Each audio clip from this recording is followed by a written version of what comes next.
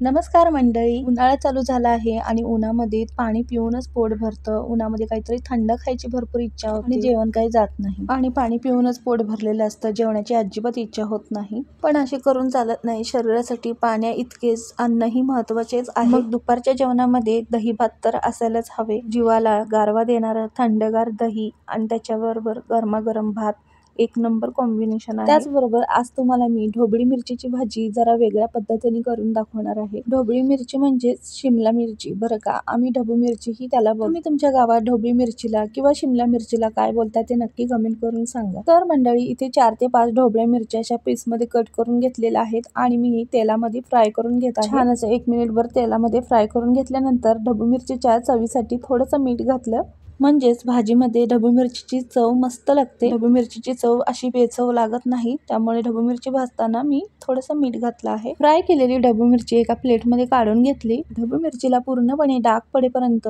छान अशी फ्राय करून घेतलेली आहे. ही अशा पद्धतीने केलेली ढबू मिरची फ्राय खूप छान लागते. मुलांना तुम्ही टिफिनसाठीही अशी करून देऊ शकता. इथे 2 मोठे बटाटे साल काढून छोटे छोटे पीस करून घेतले आहेत. तेही तेलामध्ये छान असे फ्राय करून घेतलेले आहेत.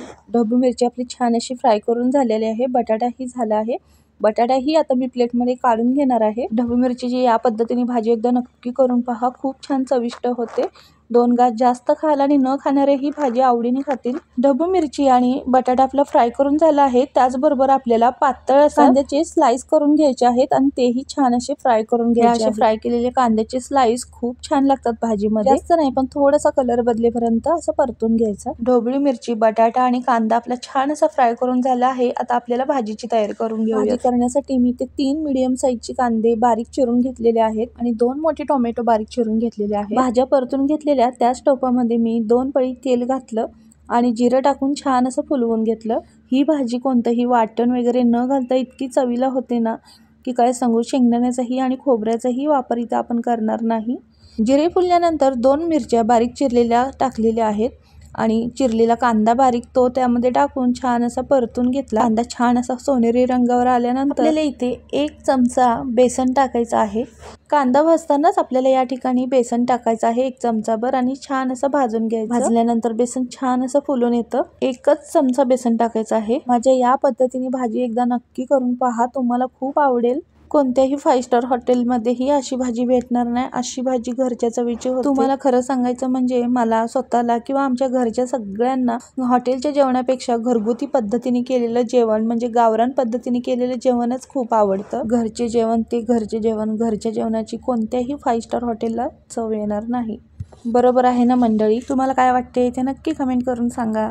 चला तर आता बेसन छान भाजून झाल्यानंतर 2 मोठे टोमॅटो बारीक चिरलेले त्यामध्ये टाकले आणि छान असं तेल सुटेपर्यंत भाजून घेतलं. त्यानंतर त्यामध्ये अर्धा चमचा हळद, 1 मोठा चमचा कांदा लसूण मसाला, कोल्हापुरी चटणी आहे ती याच्यामध्ये टाकून छान अशी परतून घेतली. तुम्ही तुमच्या वापरण्यातला कोणताही मसाला इथे टाकू शकता. आणि जर तुम्ही इथे मिरची पावडरचा वापर करणार असाल तर 1 चमचा किचन किंग मसाला, 1 चमचा गरम मसाला आणि कांदा भाजताना आलं लसूण पेस्ट अर्धा चमचा टाकायला विसरू नका. हे छान असं तेल सुटेपर्यंत परतून घेतलेलं आहे. त्यासोबत आपल्याला इथे 2 मोठे चमचे दही घालायचं आहे. मस्त असं घट्टसर 2 चमचे फ्रेश असं दही घातलेलं आहे. दही घालताना मात्र दही फ्रेश असायला हवं. अजिबात आंबट दही घालू नका. थोडीशी हाताने चुरून 1 चमचाभर कस्तुरी मेथी घातलेली आहे. आता आपल्याला हे सगळं मिक्स करून घ्यायचं आहे. एकजीव करून घ्यायचं आहे. 1 मिनिटभर छान असं परतून घेतल्यानंतर यामध्ये मी 1 चमचा मोठा किचन किंग मसाला घातलेला आहे.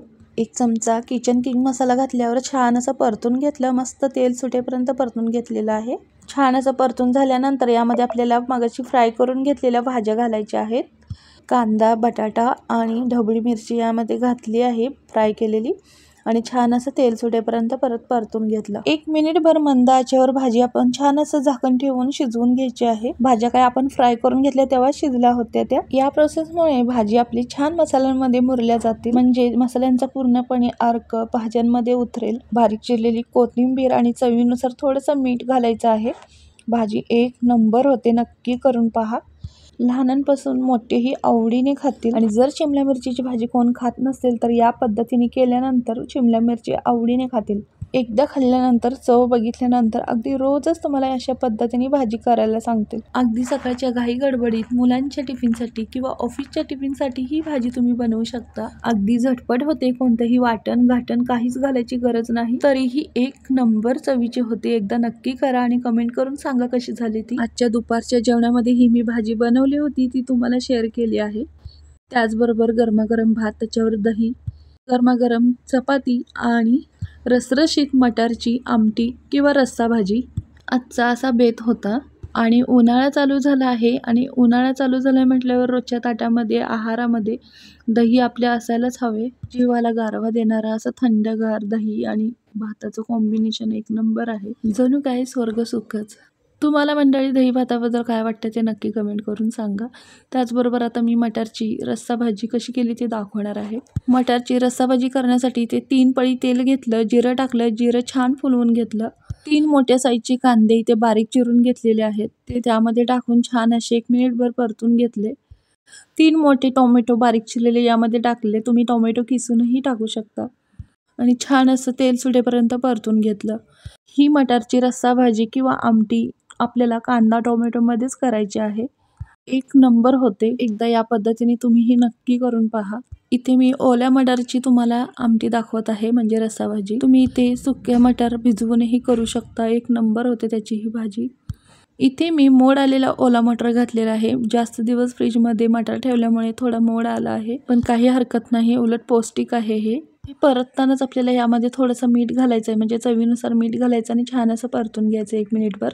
मटारला छान डाग पडेपर्यंत किंवा आपल्या टोमॅटोला छान तेल सुटेपर्यंत 1 मिनिटभर छान परतून घेतल्यानंतर एक अर्धा चमचा हळद टाकली आणि 1 मोठा चमचा कांदा लसूण मसाला कोल्हापुरी चटणी टाकलेली आहे. इथे तुम्ही तुमच्या वापरण्यातला कोणताही मसाला वापरू शकता. छान असं परतून घेतलं. इथे 1 छोटा टोप पाणी घातलेलं आहे, अंदाजे 2 वाटी पाणी आहे. जर तुम्हाला जास्त रस्सा हवा असेल तर तुम्ही इथे जास्त पाणी घालू शकता. भरपूर अशी हिरवीगार कोथिंबीर घालायची. आता आपल्याला 1 मिनिटभर झाकण ठेवून छान अशी भाजी शिजवून घ्यायची आहे.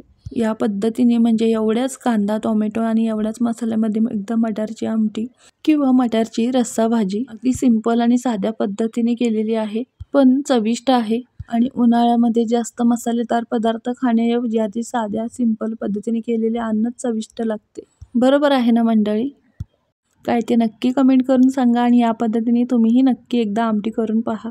तर मंडळी, आजच्या ह्या दुपारच्या जेवणामधील मी तुम्हाला 2 भाज्या कशा केल्या त्या दाखवल्या आहेत. तुम्हालाही काही सुचत नसेल तर या पद्धतीने भाज्या नक्की करून पहा. अगदी पौष्टिक, झटपट आणि अप्रतिम चवीच्या भाज्या मी तुम्हाला दाखवल्या आहेत. ह्या दोन्हीही भाज्या तुम्हाला आवडल्यात तर नक्की कमेंट करून सांगा.